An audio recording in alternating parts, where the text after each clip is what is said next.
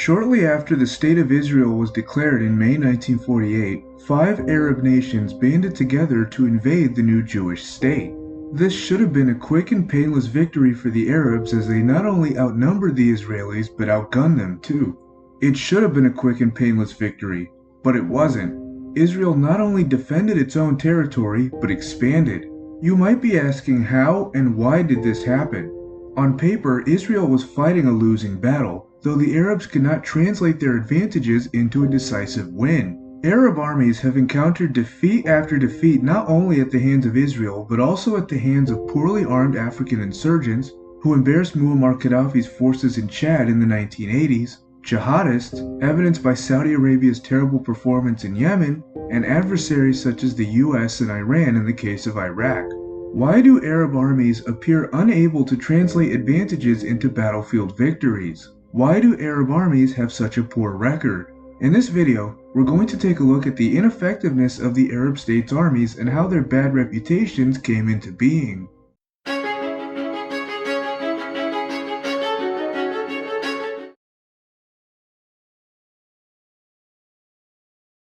There are multiple reasons why Arab militaries perform so badly in combat, and they mostly ring true of every major Arab army.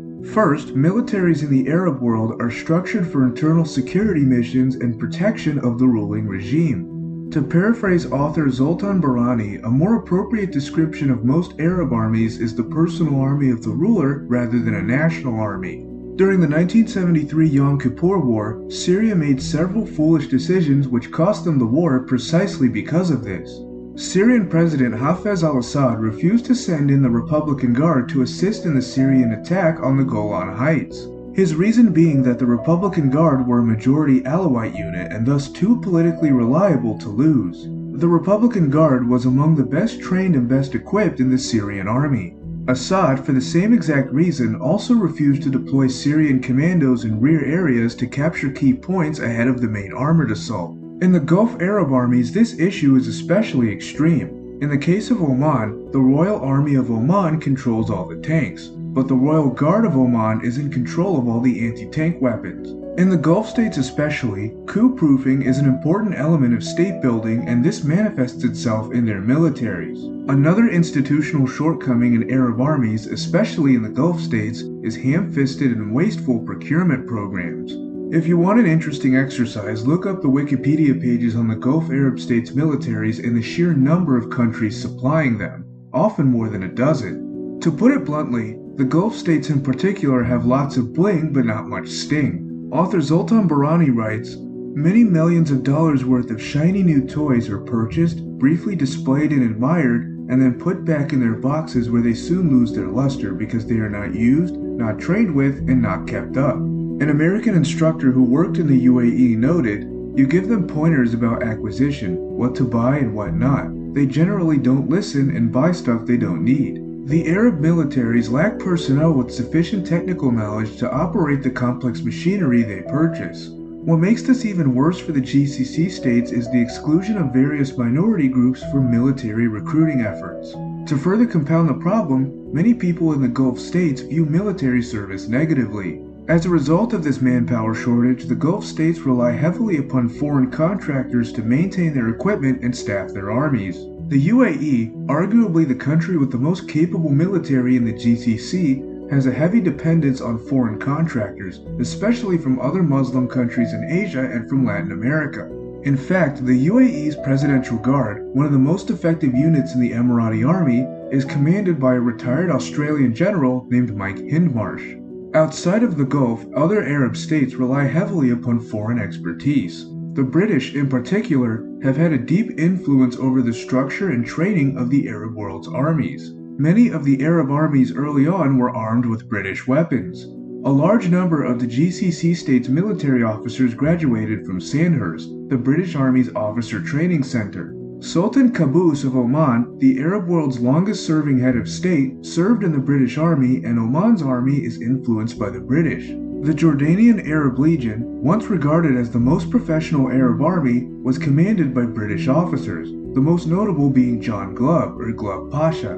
Many Arab armies, in fact, began as auxiliary forces under the British and French mandatory authorities. The Soviet Union is another country that has shaped the Arab armies. Egypt and Syria more specifically received substantial aid from the USSR. For the latter, this was even more true once Cairo aligned itself more closely with the US under President Sadat. Soviet military advisors were attached to Egyptian and Syrian combat units at the battalion and squadron levels. Even with newer and higher quality equipment, the Soviet-equipped Arab army still could not defeat Israel. In July 1970, a unit of Soviet fighter pilots serving in the Egyptian Air Force were dealt a humiliating defeat by the Israeli Air Force in Operation Ramon 20. During the Yom Kippur War of 1973, a vastly outnumbered Israeli armored unit with World War II-era tanks held off an exponentially larger Syrian attacking force armed with newer Soviet-built tanks at the Valley of Tears. This engagement is the subject of an awesome eponymously named Israeli miniseries on HBO Max. Syria still purchases military hardware from Russia. One of the biggest reasons for Arab military ineffectiveness is the dysfunctional culture of Arab militaries. We'll look at Arab military culture vis-a-vis Israel since that is a more fair comparison than against the US or the UK. Let's take some time to examine the IDF's culture. If you'd like to watch my video on the history of the IDF, you can do so here. During the British Mandate, the Haganah, the precursor to the modern Israeli military, was known for its relatively lax discipline. This culture of organized chaos still exists in the IDF today. It is not unusual for Israeli soldiers to be on a first-name or nickname basis with their commanders. Shockingly, it is also not unusual for subordinates to question their officers' orders in the IDF as well. Israeli officers also display more initiative and adaptability compared to Arab officers. Due to the comparative universality of military service in Israel, as well as cultural and political attitudes regarding Israel's security environment, military service is viewed more positively. Military service is such a major part of Israeli society that professional advancement in Civvy Street hinges upon connections made in the military. On top of this, the personnel of the IDF have a greater sense of national consciousness than in the forces of their adversaries. The Israel Defense Forces has tried to portray itself as a people's army. In the Arab world, military service and combat duty especially are viewed as undesirable. While it is hard to imagine a professional military without screaming drill sergeants or NCOs barking orders, this is exactly the case in many Arab militaries due to cultural factors. Publicly reprimanding someone is highly frowned upon in Arab culture, and this extends to their armed forces. NCOs and officers must take care to not offend their subordinates' sensitivities. Accountability and constructive criticism in Arab forces are likewise stymied because of cultural reasons. Poor training standards have been a detriment to Arab militaries too. Training, whenever it is done, emphasizes rote memorization more than adaptability and individual initiative. Pilots, for example, spend a paltry amount of time training and practicing their skills. To use a specific example, Saudi pilots often train for less than 10 hours weekly. Saudi pilots in fact have the highest rate of pilot error in the world on F-15 fighters. The level of competence of Saudi pilots is so low that Emirati pilots have refused to train with them due to safety concerns. This shortcoming manifested itself during Saudi Arabia's intervention in Yemen. Physical unfitness is a huge problem in Arab militaries, especially in those of the Gulf states. According to a 2013 study, more than 40% of Saudi military personnel were overweight and nearly 30% were obese. Another issue which is extreme in the Gulf armies is the strong emphasis placed on tribal affiliations and proximity to the ruling family. Author Zoltan Barani says, "Tribalism, citizenship, and statehood are combined. One way to view the state is to consider it a big tribe.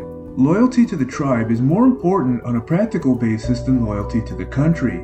This has the effect of encouraging nepotism and thus limiting the combat power of these armies. The Arabic word wasta, which can be translated roughly as connections or clout, is of greater value in the Gulf Arab armies than competence or relevant experience." The Arab armies, despite having been lavished with state-of-the-art weaponry and numerical advantages, have repeatedly proven unable to defeat other states or non-state armed entities. Social, cultural, and political factors put Arab forces at a disadvantage compared to their foes and straitjacket them. What do you guys think? What can be done to improve the combat capabilities of the Arab world's armies? Will Arab armies establish a larger presence around the world? Let me know in the comments. Thanks for watching.